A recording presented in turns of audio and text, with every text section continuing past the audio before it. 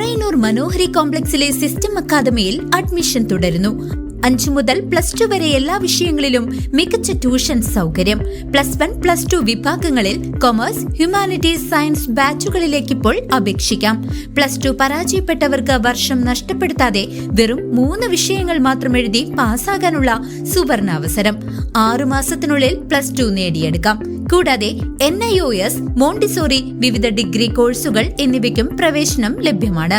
സീറ്റുകൾ പരിമിതമായതിനാൽ ഉടൻ തന്നെ 7012664326 എന്ന നമ്പറിൽ ബന്ധപ്പെടുക. പഴയന്നൂർ ഭഗവതി ക്ഷേത്രത്തിലെ അമൂല്യമായ സ്വർണ്ണ കിരീടം മോഷ്ടിക്കപ്പെട്ട് 1 വർഷം തികയുമ്പോഴും പ്രതികളെ കണ്ടുപിടിക്കാനാകാതെ അധികൃതർ ഇരുട്ടിൽ തപ്പുന്നു. പഴയന്നൂർ ഭഗവതി ക്ഷേത്രത്തിലെ ഉപദേവതയായ പള്ളിപ്പുറത്തപ്പന്റെ വിഗ്രഹത്തിൽ ചാർത്തുന്ന കൊച്ചി രാജവംശത്തിന്റെ ചരിത്രപ്രസിദ്ധമായ സ്വർണ്ണക്കിരീടം നഷ്ടപ്പെട്ടിട്ട് 1 വർഷം തികയുന്നു.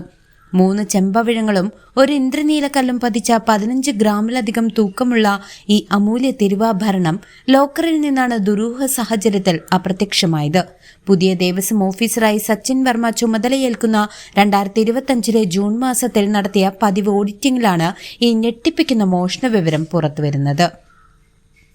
മുൻപ് ചുമതലയിലുണ്ടായിരുന്ന ദേവസ്വം ഓഫീസർ ES ദിനേശിനെ സസ്പെൻഡ് ചെയ്യുകയും വിജിലൻസ് അന്വേഷണം പ്രഖ്യാപിക്കുകയും ചെയ്തെങ്കിലും തുടർ നടപടികൾ ഒച്ചിഴയും വേഗത്തിലാണ് നീങ്ങുന്നത്. മോഷണ വിവരം പുറത്തുവന്നപ്പോൾ കേസ് അട്ടിമറിക്കാൻ ദേവസ്വം ബോർഡിലെ ഒരു വിഭാഗം ഉദ്യോഗസ്ഥർ ബോധപൂർവം ശ്രമിച്ചതായി ഭക്തർ ആരോപിക്കുന്നു. അസിസ്റ്റന്റ് കമ്മീഷണർ KK കല നൽകിയ ആദ്യ പരാതിയിൽ കിരീടം കാണാതായി എന്ന് മാത്രം രേഖപ്പെടുത്തിയാണ് പോലീസിന് മോഷണക്കുറ്റം ചുമത്താൻ തടസ്സമായത്. തുടർന്ന് ഭക്തരുടെയും ഹൈന്ദവ സംഘടനകളുടെയും പ്രതിഷേധം ശക്തമായതോടെയാണ് ക്ഷേത്രോപദേശക സമിതി പ്രസിഡന്റ് KP ശ്രീജയൻ നേരിട്ട് മോഷണത്തിന് പരാതി നൽകിയതും പോലീസ് FIR രജിസ്റ്റർ ചെയ്ത് ശാസ്ത്രീയ അന്വേഷണം ആരംഭിച്ചതും. BJP ചേലക്കര മണ്ഡലം ഭാരവാഹികളായ TC പ്രകാശൻ, PK ഉമേഷ് എന്നിവരുടെ നേതൃത്വത്തിൽ വൻ പ്രതിഷേധങ്ങളാണ് ഇതുമായി ബന്ധപ്പെട്ട ക്ഷേത്ര പരിസരത്ത് അരങ്ങേറിയത്. കള്ളൻ കപ്പലിൽ തന്നെയുണ്ടെന്ന സൂചനകൾ ശക്തമായിട്ടും ഉന്നതരെ സംരക്ഷിക്കാൻ കൊച്ചിൻ ദേവസ്വം ബോർഡും പോലീസും ഒത്തുകളിക്കുകയാണെന്ന് ഭക്തർ കുറ്റപ്പെടുത്തുന്നു.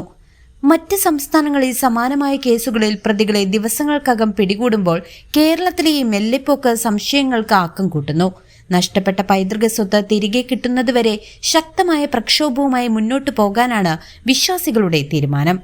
News desk CCV.